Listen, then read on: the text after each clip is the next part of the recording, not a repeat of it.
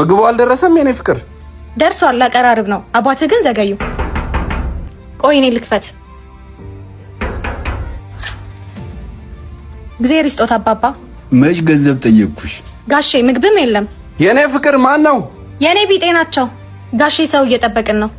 እንዴ መች ሰማሽኝ? አይ እንግዲህ አያድርቁኝ። ና አባርርልኝ። እንዴ አባዬ ልጄ ና ግባ ቤት። ጆሲ አንዴ ላናግርህ።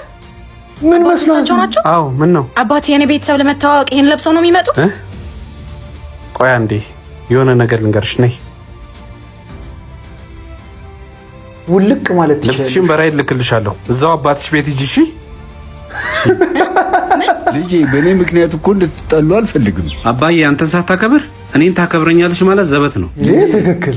አባት ማፈሪያ ሆኖ ራሱ አያውቅም። ለአባት ያላችሁን ፍቅር እስቲ ኮሜንት ላይ